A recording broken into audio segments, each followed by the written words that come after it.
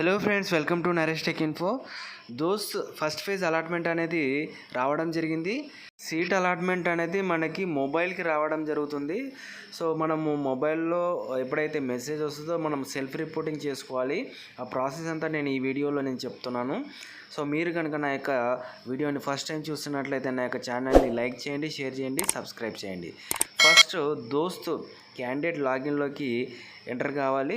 So first మనకి దోస్త్ ID అనేది మనకి అప్లై చేసినప్పుడు వస్తుంది కదా, ఆ దోస్త్ ఐడిని ఎంటర్ చేసి గెట్ ఓటీపీ కొట్టగానే మన రిజిస్టర్ మొబైల్ నెంబర్కి ఓటీపీ అనేది రావడం జరుగుతుంది. సో ఈ ప్రాసెస్ లోపల మనకి ఏ కాలేజ్ అనేది రావడం జరిగిందో మనం తెలుసుకోవచ్చు. అదేవిధంగా సెల్ఫ్ రిపోర్టింగ్ ప్రాసెస్ అనేది చేసుకోవాలి. అంటే ఫేజ్ 1 లోపల మనకి ఏ కాలేజ్ వచ్చింది, ఈ ప్రాసెస్ ద్వారా మనం కాలేజీని ఫ్రీజ్ చేసుకోవచ్చు. అంటే అడ్మిషన్ ప్రాసెస్ ఇప్పుడే అయిపోదు, జస్ట్ సెల్ఫ్ రిపోర్టింగ్ మాత్రమే జరుగుతుంది. సో సెల్ఫ్ రిపోర్టింగ్ చేసుకుంటే మనకి ఆ సీట్ అనేది ఉండిపోతుంది. సో కొంతమందికి కాలేజ్ నచ్చకపోయినా, లేకపోతే ఫేజ్ 1 లోపల ఈ వేరే కాలేజ్లోకి ఫేజ్ 1 లోపల వచ్చినటువంటి కాలేజ్ నచ్చలేదు, ఫేజ్ 2 లోపల కూడా వేరే కాలేజ్ పెట్టుకోవాలనుకున్నా కూడా పెట్టుకోవచ్చు. సో ఈ మనకి second phase registrations, web options కూడా ఓపెన్ అయిపోయినాయి. సో ఆ ప్రాసెస్ లోపల వెబ్ ఆప్షన్ ప్రాసెస్ లోపల మనం వెబ్ ఆప్షన్స్ అనేది ఇచ్చుకోవచ్చు. ప్రస్తుతానికి నేను ఇప్పుడు సెల్ఫ్ రిపోర్టింగ్ ఏ విధంగా చేసుకోవాలి, కాలేజ్ని ఏ విధంగా ఫ్రీజ్ చేసుకోవాలి, ఫ్రీజ్ మీన్స్ మనము సీట్ని అదే విధంగా ఎలా ఉంచుకోవాలని చెప్తున్నాను. సో మనకి దోస్త్ ఐడి ఓటీపీ వస్తుంది. అదేవిధంగా మనకి పిన్ నెంబర్ కూడా జనరేట్ అయి ఉంటుంది. అప్లై చేసినప్పుడు పిన్ నెంబర్ అనేది ఉంటుంది. ఇది చివరి వరకు దగ్గర పెట్టుకోవాలి. రిజిస్టర్డ్ మొబైల్ నెంబర్ అనేది కంపల్సరీ. సో మనం అడ్మిషన్ అయ్యేంత వరకు ఈ రిజిస్టర్డ్ మొబైల్ నెంబర్కి ఓటీపీస్ వస్తూ ఉంటాయి. సో కాబట్టి ఆ రిజిస్టర్డ్ మొబైల్ నెంబర్ని కూడా మన దగ్గరే ఉంచుకుంటే బెటరు.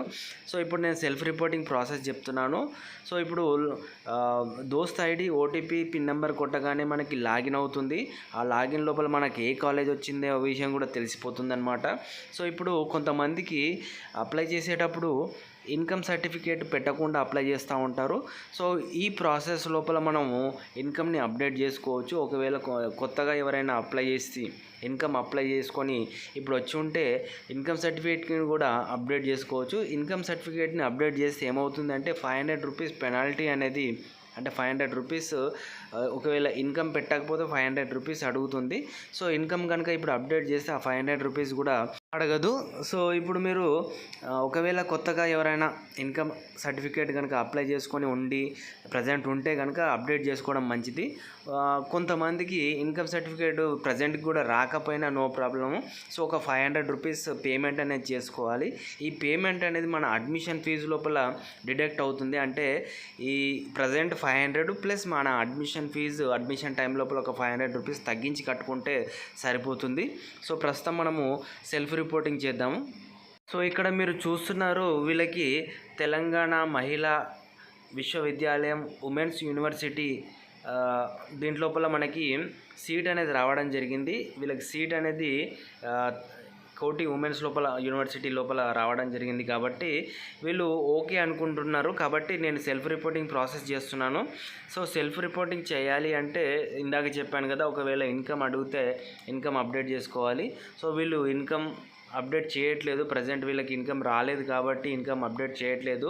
వీళ్ళు ఫీ పేమెంట్ చేస్తున్నారు అన్నమాట. ఫీ పేమెంట్ ప్రాసెస్ అనేది కూడా ఏ విధంగా చేసుకోవాలి నేను ఇప్పుడు చెప్తున్నాను. ఇక్కడ మనకి 3 ఆప్షన్స్ చూపిస్తుంది. ఒకటి update income details, download allotment order, రెండవది ఆన్లైన్ సెల్ఫ్ రిపోర్టింగ్. సో ఇక్కడ నేను ఆన్లైన్ సెల్ఫ్ రిపోర్టింగ్ మీద క్లిక్ చేశాను. ఇక్కడ పేమెంట్ అడుగుతుంది. పేమెంట్ మోడ్ నేను బిల్డెస్క్ తీసుకున్నాను. క్యాప్చా ఎంటర్ చేసి గెట్ ఓటీపీ కొట్టగానే మనకి రిజిస్టర్డ్ మొబైల్ నెంబర్కి ఓటీపీ వెళ్తుంది. ఓటీపీని ఎంటర్ చేయగానే మనకి పేమెంట్ ప్రాసెస్లోకి వెళ్తుంది. మనం పేమెంట్ అనేది చేయాలి. ఇక్కడ 500 రూపీస్ అడుగుతుంది. ఈ 500 రూపీస్ని పేమెంట్ చేయాల్సి ఉంటుంది. అయితే ఇది బీసీ, ఎస్సీ, ఎస్టీ వాళ్ళకైతే 500 రూపాయలు ఉంటుంది. ఓసీ వాళ్ళకైతే 1000 రూపాయలు ఉంటుందన్నమాట.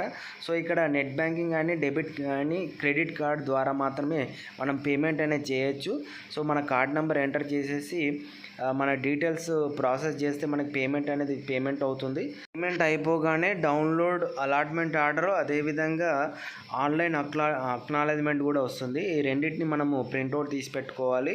మన అడ్మిషన్ టైం లోపల ఈ అలాట్మెంట్ ఆర్డర్, అదేవిధంగా అక్నాలెడ్జ్మెంట్ అనేది కాలేజీకి తీసుకువెళ్ళాల్సి ఉంటుంది. ఈ రెండింటిని ఈ విధంగా మనం సెల్ఫ్ రిపోర్టింగ్ అనేది చేసుకోవాలి. సో ఇది దోస్తులో మనము మెయిన్ అనమాట సెల్ఫ్ రిపోర్టింగ్ ప్రాసెస్ అనేది. సో ఇది ఇవాళ వీడియో ఫ్రెండ్స్. దోస్తుకు సంబంధించినటువంటి ఎలాంటి డౌట్స్ ఉన్నా, వెబ్ ఆప్షన్స్ ఏ విధంగా ఇవ్వాలి, సెకండ్ ఫేజ్ స్టార్ట్ అయిపోయింది, ఏ విధంగా అప్లై చేయాలి, వెబ్ ఆప్షన్స్ ఏ విధంగా ఇవ్వాలి, చూజ్ చేసుకోవాలి, ఎక్కడెక్కడ ఏ కాలేజెస్ ఉన్నాయి, ఎలాంటి డౌట్స్ ఉన్నా నాకు కమెంట్ చేయండి, నేను క్లియర్ చేయడానికి ట్రై చేస్తాను. సో ఇది ఇవాళ వీడియో ఫ్రెండ్స్. మీకు కనుక నా యొక్క వీడియో నచ్చినట్లయితే తప్పకుండా లైక్ చేయండి, షేర్ చేయండి, సబ్స్క్రైబ్ చేయండి. Thank you friends.